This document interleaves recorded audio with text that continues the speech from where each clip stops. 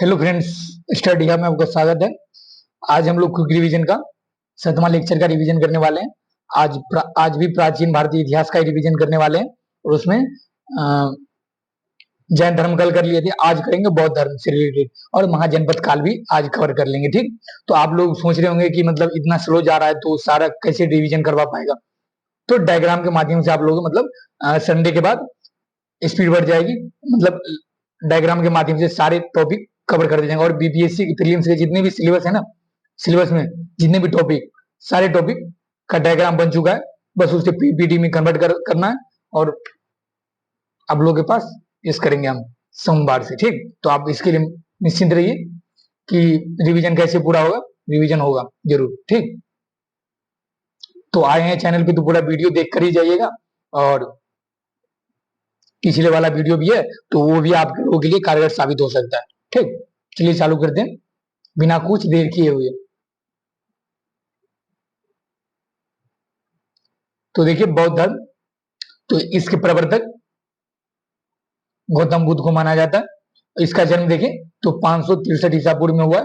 जन्मस्थली लुम्बिनी, नेपाल तराई में पड़ता है लुम्बिनी। ठीक, पिता देखें तो शुद्धोधन कपिल वस्तु सागन के प्रधान थे, ये ध्यान रखें। माता का नाम महादेवी या माया कहीं कहीं लिखा रहता है, वो कोलिय वंश की थी रानी। ठीक, बचपन का नाम देखें गौतम बुद्ध का तो सिद्धार्थ था और इसका पालन पोषण उसकी मौसी गौतमी द्वारा किया गया। ठीक, पत्नी देखें यशोधरा, ये शाक्य कुल की थी। पुत्र उसका राहुल। ज्ञान की प्राप्ति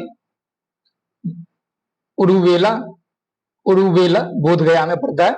अगर बोध गया ऑप्शन में न दिया हो तो उरुवेला जरूर दिया होगा। अगर बोध गया दिया होगा तो उरुवेला नहीं दिया रहेगा। ठीक, तो और नदी कौन सी, तो निरंजना नदी के तट पे पीपल वृक्ष के नीचे, ये भी ध्यान रखें। और प्लस में और निरंजना नदी के जगह पर अगर फाल्गु नदी भी दिया हो, क्योंकि उस टाइम में फाल्गु नदी कहा जाता था, तो अगर फाल्गु नदी दिया हो तो फाल्गु, नहीं तो निरंजना नदी तो सबको याद ही रहता है, लेकिन फाल्गु नदी याद नहीं रहता है, तो फाल्गु नदी भी याद रखे। ठीक, और अगला देखते हैं क्या बौद्ध संघ में प्रथम महिला। तो प्रथम महिला आनंद के कहे अनुसार महिलाओं की प्रवेश बौद्ध संघ में दिया गया और प्रथम देखिए तो उसकी मौसी ही प्रजापति गौतमी ही थी प्रथम महिला। ठीक, उसके संघ में शामिल होने वाली महिला। इसकी मृत्यु 483 ईसा पूर्व में, और कहां पे देखिए तो मल में, राजधानी मल में, जिसकी राजधानी कुशीनगर है। ठीक, जो उत्तर प्रदेश में पड़ता है। तो मल हो या कुशीनगर हो, मल शायद ही कुशीनगर दिया रहता है, तो मल की राजधानी कुशीनगर में। उपदेश किस भाषा में वो देते थे, तो यहां देखें तो पाली भाषा में। ठीक, उस टाइम की लोक भाषा क्या थी, तो पाली।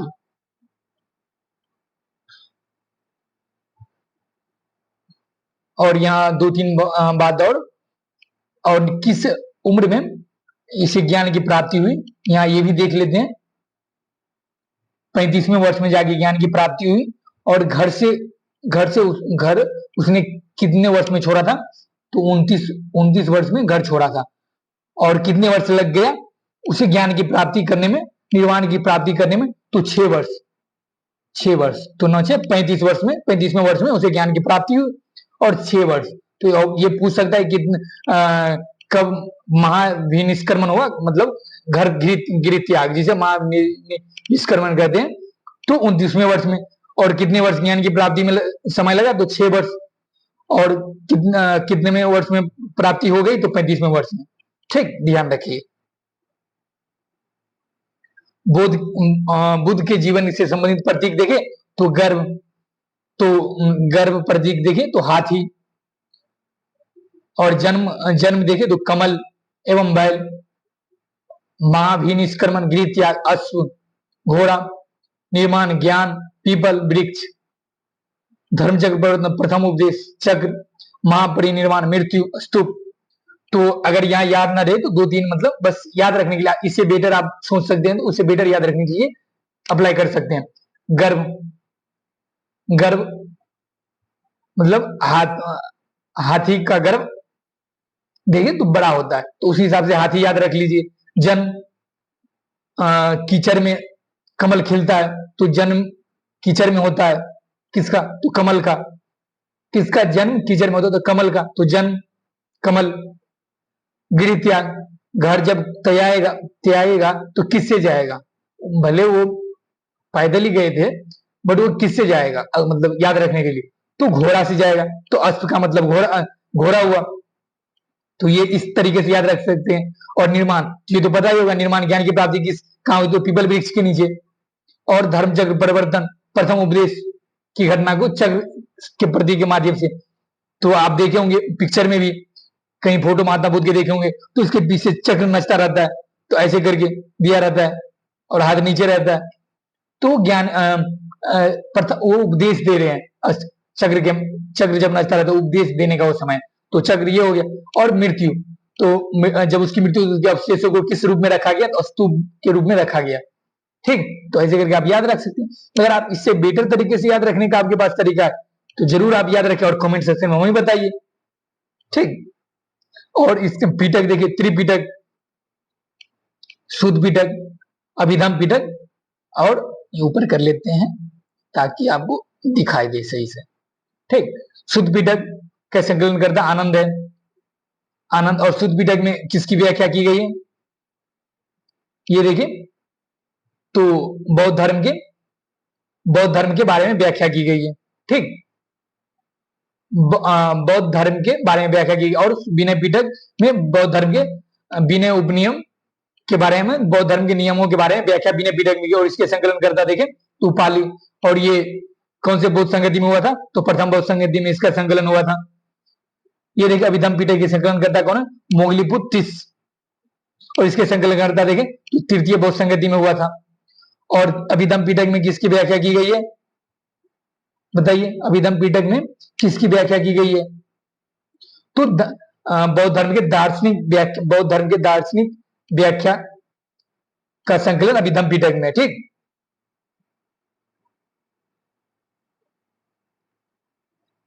अब देखिए त्रिरत्न बौद्ध धर्म के, बौद्धम संघ, त्रिरत्न। ये यहाँ कंफ्यूजन कैसे होगा पता है, अगर क्वेश्चन पूछा जाए तो। यहाँ कंफ्यूजन जैन धर्म के त्रिरत्न से हो सकता है, सम्यक दर्शन, सम्यक ज्ञान, सम्यक स्मृति था उसका। और ये बुद्ध धम्म संघ, 4-5 देगा कौन से बौद्ध धर्म के त्रिरत्न से रिलेटेड है, संबंधित है। निम्नलिखित पर विचार कीजिए, और आप विचार करने लगेंगे, क्योंकि मानव विचारशील प्राणी होते हैं, है कि नहीं भाई, विचार तो करना चाहिए, मानव है तो विचार तो करना ही चाहिए। अब देखिए चार आर्य सत्य क्या थे बौद्ध धर्म के, तो दुख समुदाय, दुख निरोध, गामिनी प्रतिपदा। ये बताया गया कि कोई दुख है तो दुख का कारण भी होगा भाई, कारण होगा तो उसका उपाय भी चाहिए। तो उपाय मतलब बुद्ध के द्वारा अष्टांगिक मार्ग के द्वारा दुखों की मुक्ति का उपाय दिया गया, अष्टांगिक मार्ग द्वारा। ठीक, और ये अष्टांगिक मार्ग कौन कौन से, वो देख लेते हैं। तो देखिए सम्यक दृष्टि, सम्यक संकल्प, सम्यक वाक, सम्यक कर्मांत, सम्यक आजीव, सम्यक व्यायाम, सम्यक स्मृति और सम्यक समाधि। ये 8 मार्ग है जो दुखों की मुक्ति का उपाय का कारण बुद्ध ने बताया। ठीक, और बौद्ध धर्म में इसे संकलन किया गया। अब अगला देखते, बौद्ध धर्म की मान्यता देखिए, वो क्या क्या मानते थे, और जैन धर्म क्या क्या मानते थे, अपन लोग कल ही रिवीजन कर लिए। तो आत्मा के अस्तित्व में वो विश्वास नहीं करते थे, वैदिक कर्म कांड का विरोध करते थे, कर्म पुनर्जन्म तथा मोक्ष में विश्वास करते थे, और वेदों की अपौरुषेयता पे का विरोध करता था। ठीक, बौद्ध धर्म का विभाजन देखें तो द्वितीय संगति में अस्तवीर या थेरवादी उसे कहते हैं, और दूसरा देखें तो महासंघिक और श्रावस्तीवादी में विभाजन हुआ। और चौथी बौद्ध संगति में हीनयान और महायान में विभक्त हुआ। तो ये देखे तो महासंघिक ये बुद्ध के मूर्ति पूजक थे, और अस्थवीर मूर्ति पूजक नहीं थे। ठीक, वो प्रतीकों की पूजा करते थे। ये हीनयान को स्थविर से जोड़ के देखिए और महासंगमी को महायान से जोड़ के देखिए। ठीक, इसके मतलब इसमें असमानता क्या है, विभाजन के बारे में भी वो भी स्लाइड है, वो भी देखेंगे। अब आगे देखिए, आई गया स्लाइड हो, हीनयान और महायान में अंतर क्या है। हीनयान का शाब्दिक अर्थ हुआ निम्न वर्ग। हीनयान के संप्रदाय के अनुयायी देखें तो बौद्ध धर्म के आदर्श, प्राचीन आदर्शों के अनुरूप के मूल रूप पर बल देते हैं, मतलब प्रतीकों पर बल देते हैं। हीनयान को देखें तो श्रावक्यान भी कहा जाता है। तो किस बौद्ध धर्म के किस संप्रदाय को श्रावक्यान कहा जाता है, तो हीनयान संप्रदाय को। श्रावक उस मनुष्य को कहा जाता है जो काया कलेश पर बल देते हुए निर्माण की प्राप्ति के लिए प्रयासरत रहते हैं। ठीक, पहले हीनयान के बारे में देखेंगे, जिसके बाद महायान के बारे में देख लेंगे ताकि कंफ्यूजन ना हो, अलग अलग देखेंगे तो। ठीक, तो हीनयान में देखें तो हीनयान में महात्मा बुद्ध को एक शिक्षक, एक उपदेशक और मानव माना गया है। हीनयान में हीनयान बौद्ध के प्रतीकों की पूजा करते थे। हीनयान का आदर्श होता है अरहत पद प्राप्त करना। हीनयान में व्यक्ति स्वयं की साधना से निर्माण की प्राप्ति पर बल देता है, न कि मेरे मेरे मेरे मेरे नाम पे कोई और चढ़ावा चढ़ा दे, वो मेरे ही नाम पे चढ़ाया जाएगा, बट कोई और चढ़ा दे, इससे नहीं, स्वयं करना पड़ता है, ये कहा जा रहा है। दूसरे शब्दों में कहते हैं हीनयान व्यक्तिवादी संप्रदाय है। इसमें प्रत्येक व्यक्ति अपने प्रयत्नों से ही मोक्ष प्राप्ति कर सकता है, जो बोले हैं। हीनयान में मांस खाना और तीर्थ यात्रा करना वर्जित है। हीनयान में मांस खाना और तीर्थ यात्रा करना वर्जित था, ये ध्यान रखेंगे। हीनयान के ग्रंथ मुख्य रूप से पाली भाषा में रचित है और उपदेश भी पाली भाषा में दिए जा रहे थे, क्योंकि लोक भाषा थे उस टाइम के। तो लोक भाषा में अगर संकलन होगा, उपदेश देगा, तब तो लोग समझेंगे, तब तो उस धर्म को अपनाने के लिए आकर्षित होंगे। जैसे ब्राह्मण धर्म से लोग क्यों हटे, क्योंकि वो संस्कृत भाषा थी, वो ब्राह्मणों की भाषा माना जाता है, तो लोग समझ नहीं पाते थे संस्कृत, इसलिए वो वहां के लोक भाषा पाली भाषा में दिया। जैसे जैन धर्म वाले प्राकृत अर्धमगधी भाषा में का प्रयोग किया था। ठीक, हीनयान के प्रचार का क्षेत्र देखें तो मुख्यतः दक्षिण भारत, श्रीलंका, वर्मा, थाईलैंड रहा था। हीनयान शाखा दो संप्रदायों में विभाजित हुआ, वैभाषिक और सैद्धांतिक हीनयान। हीनयान के उप संप्रदाय के तो स्थिरवादी तथा समितीय थे। वैभाषिक संप्रदाय देखिए तो चित्त और बाह्य जगत के अस्तित्व को स्वीकार करता है।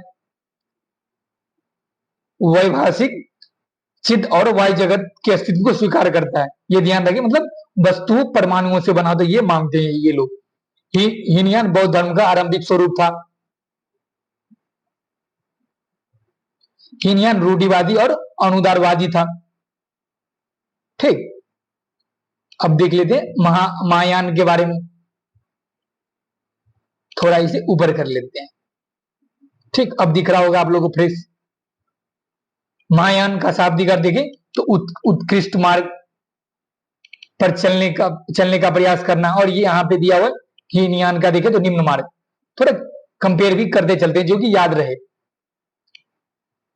इसमें देखें तो बोधिसत्वयान भी कहा जाता है संप्रदाय को। इस संप्रदाय को ठीक है तो श्रावक्यान भी कहा जाता है। बौद्ध धर्म के प्राचीन आदर्शों के समय के साथ परिवर्तन एवं सुधार होना चाहिए, इन लोगों का मानना था, महायान वालों का। महायान बुद्ध को देवता मानते हैं, जबकि हीनयान वाले मानव मानते हैं, एक शिक्षा के रूप में मानते हैं। महायानी देखें तो बुद्ध की मूर्तियों की पूजा करते हैं। सब प्रथम देखें तो बुद्ध की मूर्ति किस शैली में निर्मित हुई थी, तो मथुरा शैली में। ये पूछा गया क्वेश्चन है, पूछा जाता है, बार बार पूछा जाता है, ये भी ध्यान रखें।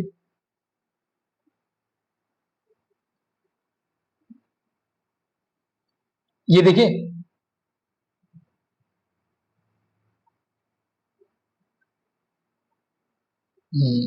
हाँ, यहाँ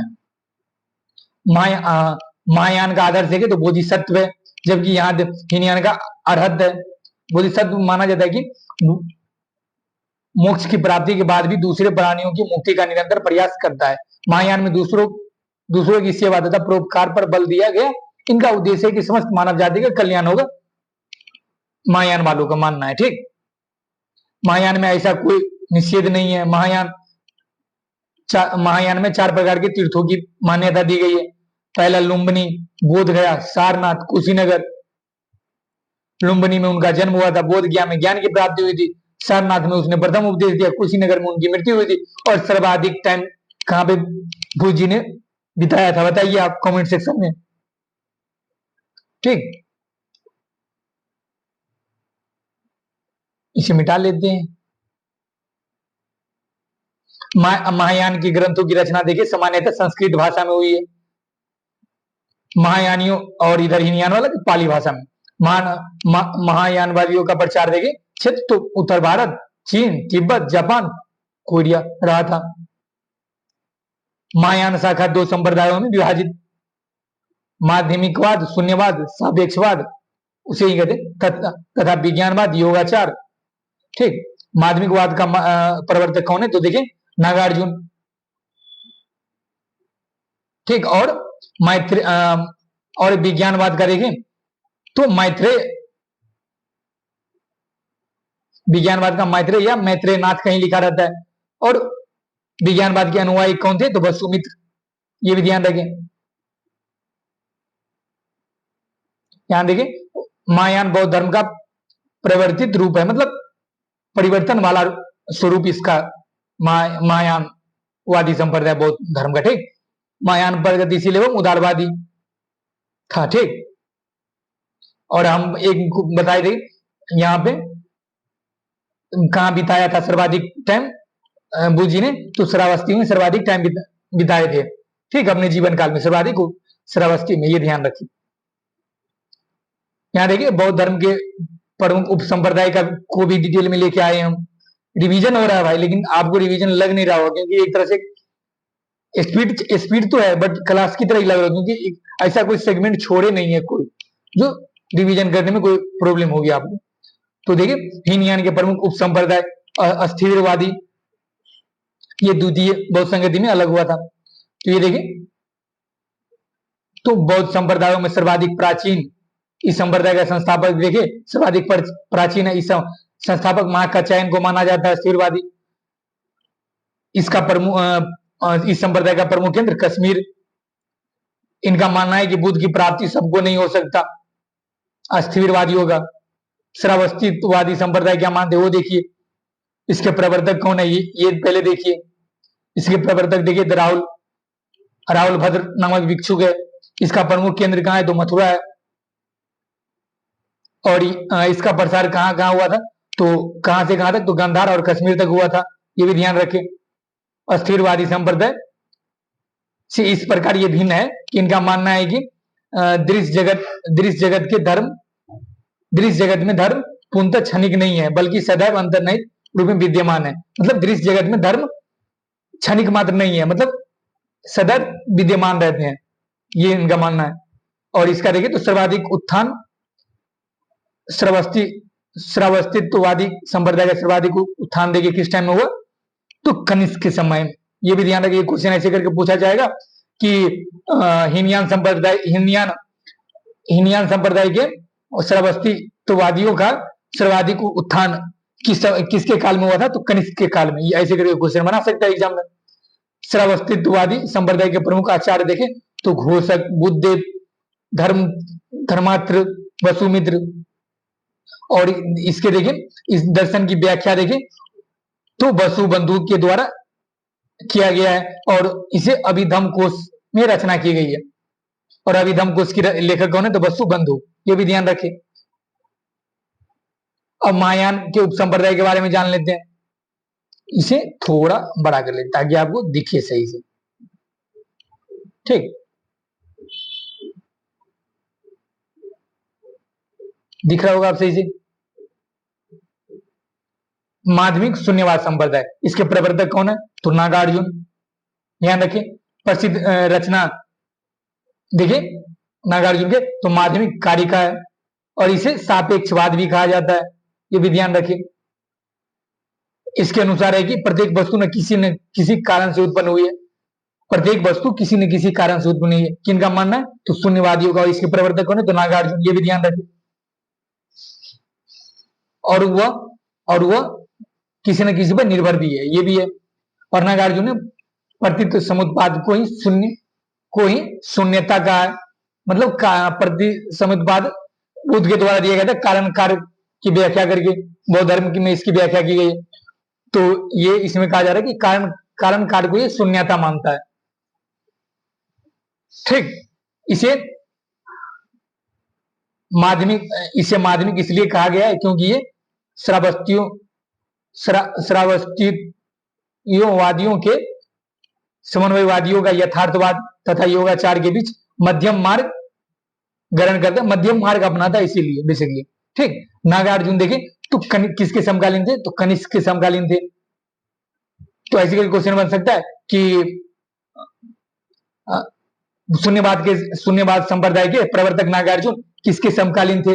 तो किसके समकालीन थे? तो कनिष्क के समकालीन थे। तो ये भी ध्यान रखें।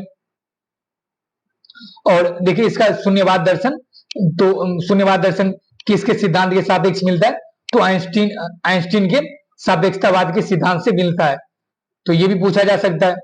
ठीक, अब देखिए अगला क्या है? इस मत के अन्य विद्वान देखें, माध्यमिक या शून्यवाद संप्रदाय के अन्य विद्वान देखें तो चंद्रकीर्ति, शांतिदेव, आर्यदेव और शांति रक्षित आदि है।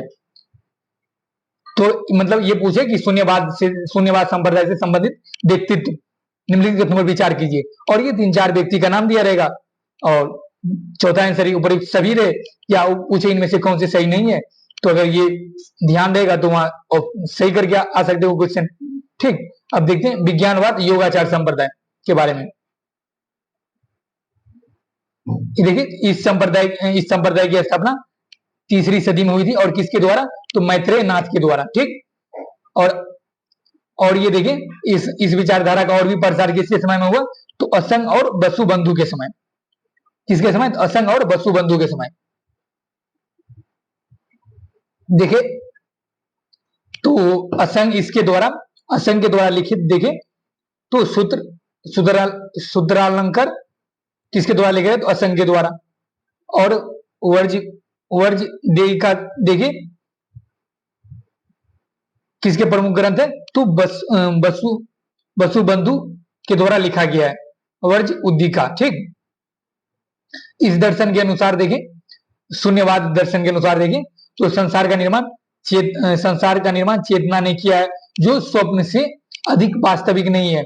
समस्त बाह्य पदार्थ जिन्हें हम देखते हैं चित्त के विज्ञान मात्र है। ठीक, ये किनका मानना है? तो विज्ञानवादियों का, और उसे योगाचारवादी कहते हैं। योगाचार दर्शन का सर्वाधिक महत्वपूर्ण ग्रंथ देखें तो लंका अवतार सूत्र है। ठीक, और सूत्रालंकार का लेखक कौन है? तो असंग। ये भी ध्यान रखें। योगाचार अथवा विज्ञानवादी संप्रदाय ने हीनयान के यथार्थवाद को पूर्णतः अस्वीकार किया है। हीनयान के यथार्थवाद को किस संप्रदाय ने अस्वीकार किया है? तो महायान संप्रदाय के विज्ञानवाद उपसंप्रदाय। ठीक, दिगनाग देखें, दिगनाग ने 5वीं सदी में बौद्ध तर्कशास्त्र का विकास किया। दिगनाग, ये ध्यान रखें। और आलंबन, न्याय, प्रवेश, प्रमाण समुच्चय, प्रज्ञा, पारपिता, पिंडार्थ आदि परीक्षा इनके रचित महत्वपूर्ण ग्रंथ है। दिगनाथ के ये सारे लेखन है। ठीक, ये ध्यान रखिए। धर्म कीर्ति को क्या कहा जाता है? भारत का खंड किसे कहते हैं? तो धर्म कीर्ति को माना जाता है भारत का खंड। ये दिगनाग और धर्म कीर्ति भी इसी विज्ञानवाद संप्रदाय से जुड़े थे। तो ये पूछा जा सकता है कि विज्ञानवाद संप्रदाय से जुड़े थे, निम्नलिखित में विचार कीजिए, और 4-5 व्यक्तित्व के नाम दे दिए, और उसमें एक धर्म कीर्ति और दिगनाग दिए थे, और उपयुक्त में से ए बी दोनों सही, और ए में ये दिया रहे और बी में धर्म कीर्ति दिया रहे, दोनों आंसर ऐसे करके क्वेश्चन एग्जामिनर बनाने वाला बना सकता है। ये देखिए तो असंग के शिष्य चंद्र गोमीन है, इनकी रचना देखें तो शिष्यलेख धर्म काव्य है। महायान बौद्ध धर्म में एक देवकुल बन गया। और जिसमें 5 ध्यानी बौद्ध वैरोचन, अक्षुमय, रत्न संभव और अमिताभ और अमोद सिद्धि की परिकल्पना की गई है महायान संप्रदाय में और विज्ञानवाद के अंतर्गत। इनमें प्रत्येक बुद्ध का संबंध एक बोधिसत्व एवं देवी तारा से है। किसमें? तो विज्ञानवाद का बात माने और महायान संप्रदाय का। तो आगे चलकर बौद्ध चंक्रेश्वरी देवी की पूजा करने लगे थे। ठीक, वर्जियान संप्रदाय के बारे में देखें तो ये 6ठी शताब्दी के आसपास बौद्ध धर्म में विभिन्न कमियां उभरने लगी थी। इसके परिणाम स्वरूप देखें वर्जियान संप्रदाय का उदय हुआ। और इस संप्रदाय में देखें तो बुद्ध की अनेक पत्नियों को माना गया। तो जैसे तारा, चक्रेश्वर देवी आदि की कल्पना की गई है, माना गया है। इसका अत्यधिक विकास देखें तो 7वीं सदी में हुआ और इसका प्रतिपादन किसने किया था वर्जियान सागा का? तो कश्मीर में सर्वज्ञ मित्र ने किया था। ठीक, और वर्जियान सागा के लोग क्या मानते हैं? तो लोग बुद्ध को अलौकिक शक्तियों वाला मानव मानते हैं। और यह संप्रदाय देखें तो तंत्र मत पर ज्यादा बल देता है। और ये सिद्धांत देखिए तो मंजूश्री, मूलकल्प या गुहा समाज नामक ग्रंथों में संकलित है। यह संप्रदाय मूलतः बंगाल और बिहार में प्रचलित था। जादू टोना टोटका कहाँ होता था भाई? बिहार। ये तो बिहार पश्चिम बंगाल का नाम इसमें लिखा है। ये बात भी सही है भाई, अभी भी देखने को मिलता है कि नहीं? आप लोग बताइए, आपकी तरफ देखने को मिलता है?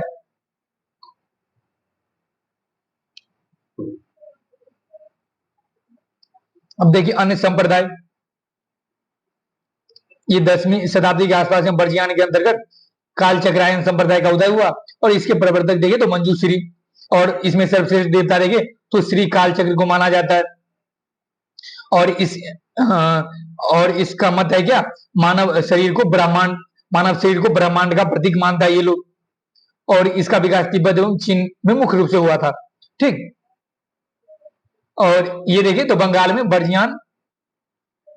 वर्जियान संप्रदाय से संबंधित एक सहजयान संप्रदाय का भी विकास हुआ जो तंत्र मत एवं कालचक्रायन की मान्यता को स्वीकार नहीं करता, ध्यान रखें। और यह संप्रदाय चक्र पदों एवं भक्ति गीतों पर बल देता था, ये भी ध्यान रखें। इसके अतिरिक्त चीन जापान में तारा संप्रदाय का विकास हुआ। तारा को बौद्ध धर्म में स्त्री, बुद्ध और मुक्ति जननी माना जाता है। तारा को क्या माना जाता है? तो बौद्ध धर्म में स्त्री, बुद्ध और मुक्ति जननी माना जाता है। किसको? तो तारा को, ये भी ध्यान रखें। महावस्तु देखे महावस्तु विनय पिटक से संबंधित ग्रंथ है। तो इसमें व्याख्या किया गया देखो बुद्ध के विभिन्न मुद्राओं को, धर्मचक्र मुद्रा, ये बुद्ध के ये मुद्रा है ना, उनके जीवन काल के उन लम्हों को प्रतिबिंबित करता है जब वे ज्ञान की प्राप्ति के पश्चात सारनाथ में कुरुम उपवन में पहली बार धार्मिक उपदेश दे रहे थे।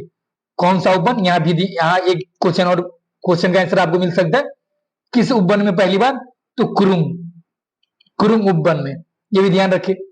भूमि स्पर्श मुद्रा देखें तो यह बुद्ध की बहुत भंगिमा को दर्शाता है जो बोध गया में उनके प्रबोधन की संकेतक है। अभय मुद्रा देखे तो महात्मा बुद्ध की शांति, सुरक्षा, दयालुता और भय मुक्ता को दर्शाती है।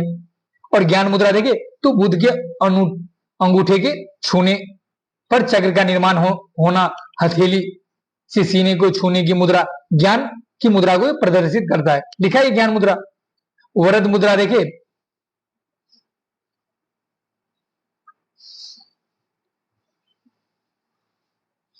देखे तो यह मुद्रा ऊर्जा प्राप्ति के लिए पूर्णतः समर्पित होने के गुण की प्रतीक है। ठीक, अब समानताएं देख ले। अब समानताएं, एक मिनट रुक जाइए। हाँ, अब समानताएं देख ले। ठीक, समानताएं देखें तो बौद्ध धर्म के अनुसार निर्माण की प्राप्ति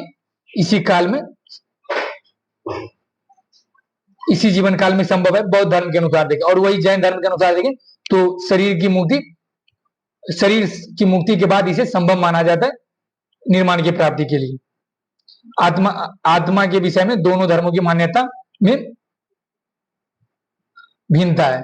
जैन धर्म वाले अत्यधिक तपस्या पर बल देते हैं और उसे कठोरता पूर्वक पालन करने पर बल देता है, जबकि बुद्ध ने उसकी निंदा की और अपने शिष्यों को मध्यम मार्ग अपनाने पर प्रेरित किया। बौद्ध धर्म में जाति प्रथा की कठोर निंदा की, जबकि जैन धर्म वालों ने जाति प्रथा का मुख्य रूप से विरोध नहीं किया, लेकिन मुख्य रूप से विरोध नहीं किया।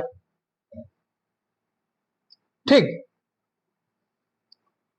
अब देखिए इसका प्रसार, देखिए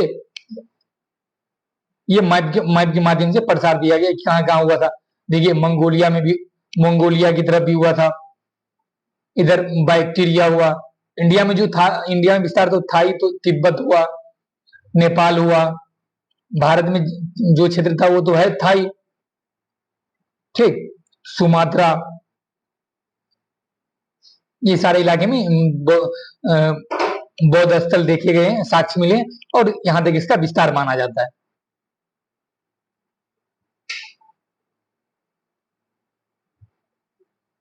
बौद्ध धर्म के पतन देखें तो किस कारण से हुआ था, तो पहला विभाजन के कारण इसके पतन का कारण बना। आडंबरों एवं दुर्गुणों के आडंबरों, मूर्ति पूजा सब होने लगा। जैसे ब्राह्मण धर्म, इस ब्राह्मण धर्म को छोड़कर क्यों आए थे, क्योंकि उसमें आडंबर और दुर्गुणों का प्रवेश था ज्यादा, आडंबर ज्यादा रचा जा रहा, इसीलिए बौद्ध धर्म ग्रहण किया था। लेकिन बौद्ध धर्म में भी वही होने लगा, आडंबर एवं दुर्गुणों का प्रवेश होने लगा, तो इसलिए पतन की ओर बढ़ा।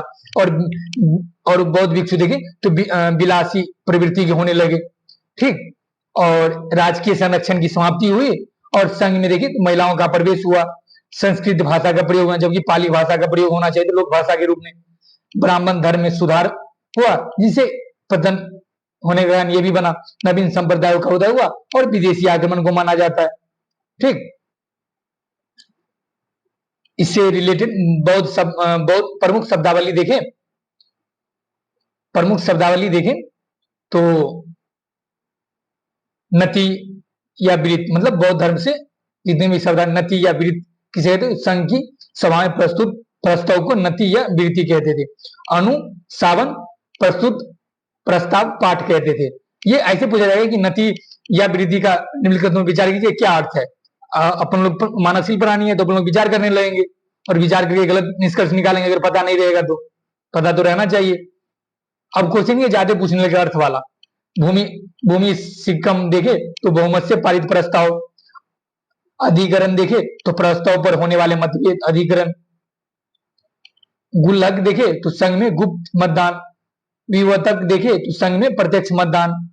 आसन प्रज्ञापक देखे तो सभा के आसन की समुचित व्यवस्था करने वाला अधिकारी। उपोषद देखे तो बौद्ध भिक्षुओं का धर्म संबंधी वार्ता के लिए इकट्ठा करना, बौद्ध भिक्षु और भिक्षुणियों को इकट्ठा करने वाला वार्ता उपोषद कहलाता था। और संघ में शामिल होने वाली क्रिया क्या कहलाती थी, उपसंपदा कहलाती थी। और यहां देखें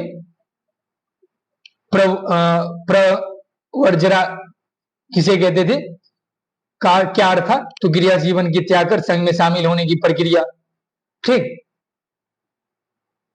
और श्रम का अर्थ क्या होता था, तो प्रवर्जरा को स्वीकार करने वाला व्यक्ति, मतलब जो प्रवर्जरा को स्वीकार कर लिया, गृह जीवन को त्याग कर संघ में शामिल हो गया। उपासक देखे तो गृहस्थ जीवन व्यतीत करने वाला बौद्ध धर्मानवी थे। भिक्षुओं का विश्राम स्थल को क्या कहा जाता था, तो संग्रह कहा जाता था। नैतिकता देखे तो सील को नैतिकता कहते थे। पदमत्र देखे तो सलाका को पदमत्र कहा जाता था। सलाका पुरुष मतदाता सलाका पुरुष कहलाता था। मतदाता अधिकारी सलाका ग्राहक कहलाता था। त्रिशिक्षा देखे तो प्रज्ञाशील समाधि त्रिशिक्षा हुआ। ठीक, पूछा जाए त्रिशिक्षा किससे संबंधित है, प्रज्ञाशील समाधि उपयुक्त, तीनों सही, उपयुक्त कोई सही नहीं, ऐसे ऑप्शन देगा और पूछ सकता है। संघ परिनायक देखे तो संघ के प्रमुख को कहते थे। बौद्ध भिक्षु को क्या कहते थे, उपक्षय कहते थे। अरहत किसे कहते थे, तो जिसने निर्माण प्राप्त कर लिया उसे अरहत कहते थे। और स्वयं की स्थिति का विनाश करने वाला पुद्गल नैकमय कहलाता था। और निर्माण प्राप्ति करने वाला संबोधि या बोधि कहलाता था। और संघ के पाक्षिक सभा को क्या कहा जाता था? तो पोषक कहा जाता था। बौद्ध भिक्षु जो गुरु के साथ निवास करते थे उसे क्या कहा जाता? सिद्ध बिहारी। ठीक। और यहाँ वास देखे तो वर्षा काल के 4 मासों में विश्राम स्थल को वास कहा जाता था। ठीक। महाजनपद काल का रिवीजन कल करेंगे अपन लोग। ठीक। और बौद्ध धर्म का आज रिवीजन हो गया। तो चलिए, हमको लग रहा है इस स्लाइड में एक स्लाइड छूट जा रहा है, छूट गया है शायद।